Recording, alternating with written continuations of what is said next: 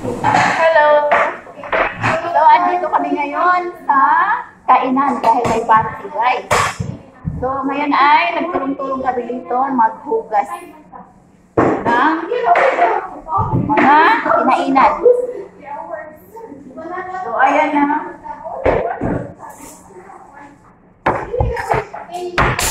Itong mga kutsara. Saan ka ilagay, Christine?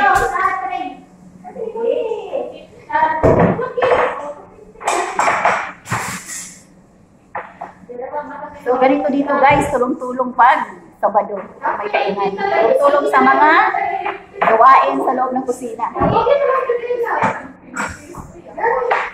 Hi, Lynn! Hi. How are you? Oh, fine. Thank you. Okay.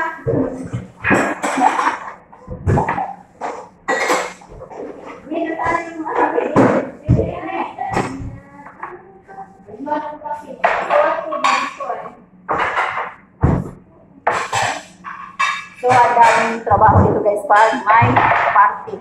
May kainan kasi.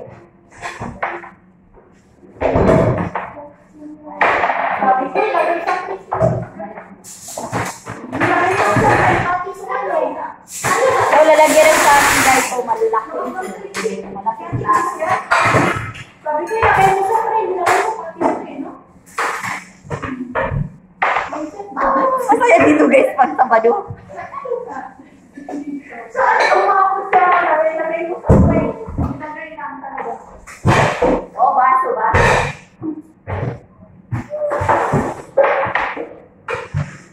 Ayan guys, puro Pinay dito guys. Natulong sa mga gawain. Ayan, masaya guys kahit maraming trabaho.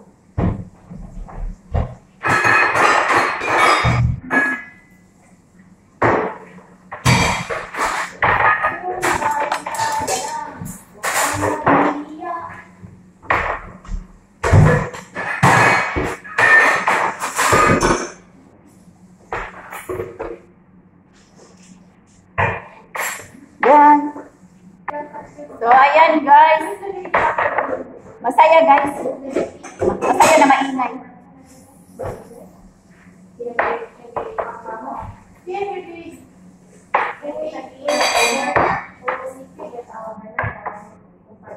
So, kailangan punasan guys para walang tubig.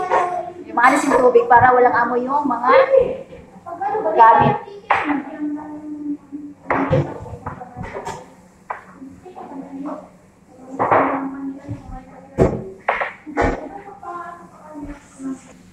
So, ayan ang mga kasamahan ko. So, ayan. Hi, Lynn. Yan, masipag yan. At saka ito, oh, masipag yan. So, ayaw tumingin ng camera. Ayan yung mga ano, na ladies na. Ayan.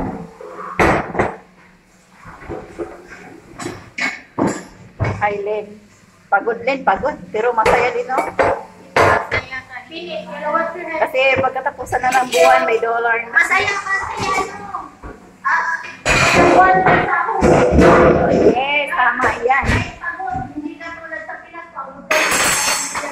Oh, tama yun. Kahit pagod. At least may sahod. Sa Pinas, tapos na.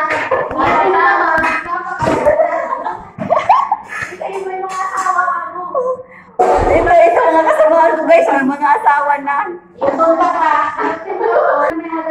Ingay namin dito guys, oh. Ayun, nagkwentuhan ng may mga asawa.